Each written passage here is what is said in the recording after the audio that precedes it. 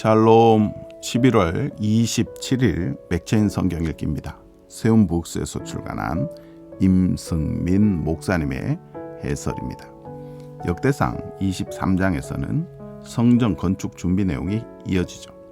다윗이 솔로몬을 왕으로 세웁니다. 그것과는 별개로 다윗의 성전 건축 준비가 계속되죠. 이번에는 성전에서 일할 레위 지파의 조직을 만듭니다. 그러기 위해서 레위 사람의 명단과 숫자를 조사하죠. 앞선 인구조사가 자기 자랑을 위한 것이었다면 이번에 하는 조사는 하나님의 영광을 위한 겁니다. 동일한 행동이었음에도 불구하고 그 동기가 달랐기 때문에 결과도 달랐습니다. 마음속 동기가 중요합니다. 하나님의 영광을 위한 것인지 자기의 영광을 위한 것인지를 꼭 따져보시기 바랍니다. 은밀히 스며든 자기 영광을 위한 동기를 구분해내시기 바랍니다. 하나님의 영광을 위해 사는 사람들에게는 하나님께서 능력을 주십니다. 베드로전서 4장은 청지기의 삶을 가르치죠. 베드로는 계속해서 우리가 무엇을 위해 살아야 하는지 그리고 어떻게 살아야 하는지를 말하죠.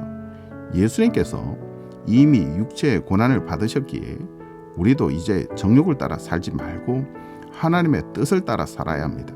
과거처럼 온갖 죄를 지어서는 안 되죠. 특히 마지막을 생각하며 살아야 합니다. 정신을 차리고 근신해 기도해야 합니다. 서로 뜨겁게 사랑하고 대접하며 은사를 받은 대로 봉사해야 하죠.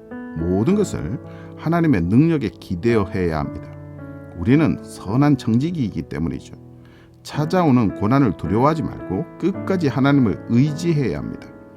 19절에 그러므로 하나님의 뜻대로 고난을 받는 자들은 선을 행하는 가운데 그 영혼을 미쁘신 창조주께 의탁할지어다. 미가 2장에는 유다의 죄가 계속해서 나오죠. 그들이 악행을 꾸미고 탐욕을 부림으로 남의 것을 강탈하는 죄를 범했다고 말합니다. 이것이 심판을 받는 이유죠. 3절에 그러므로 여호와의 말씀에 내가 이 족속에게 재앙을 계획하나니 그들이 침상에서 악을 계획한 것처럼 하나님도 그들을 향한 재앙을 계획하신다고 말씀하시죠. 또한 그들은 하나님의 말씀을 거부합니다.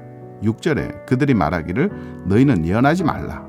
이것은 예언할 것이 아니거늘 욕하는 말을 그치지 아니한다 하는도다. 경고와 회개를 외치는 하나님의 말씀을 거부한 겁니다. 결국 그들은 망할 겁니다. 그러나 하나님은 다시 당신의 백성을 모으시겠다고 약속하시죠. 13절에 길을 여는 자가 그들 앞에 올라가고 그들은 길을 열어 성문에 이르러서는 그리로 나아갈 것이며 그들의 왕이 앞서가며 여호와께서는 선두로 가시리라. 길을 여는 자요 왕이요 여호와는 예수 그리스도를 가리킵니다. 비록 우리의 죄가 유다처럼 크지만 하나님은 구원자 예수를 보내셔서 우리의 길을 다시 열어주십니다. 누가복음 11장에는 예수님과 바리새인 사이에 논쟁이 나오죠. 예수님은 바리새인을 향해 날카로운 비판을 하십니다. 그들을 가리켜 겉은 깨끗하나 그 안에는 탐욕과 악독이 가득한 그릇과 같다고 말씀하시죠. 위선자로 정죄하신 겁니다. 그들의 행위는 나름대로 거룩했지만 그들의 마음속 동기는 자기를 위한 탐욕으로 가득했기 때문입니다. 참된 성도는 행위만이 아니라 마음속 동기까지 거룩하죠. 물론 이것은 참 어렵습니다.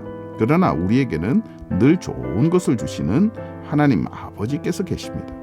구하고 찾고 두드리면 받을 것이고 찾을 것이고 열릴 겁니다. 13절에 너희가 악할지라도 좋은 것을 자식에게 줄 알거든 하물며 너희 하늘 아버지께서 구하는 자에게 성령을 주시지 않겠느냐. 위선적인 믿음이 아니라 참된 믿음을 위해서 하나님 아버지께 간청하시기 바랍니다. 주실 것입니다.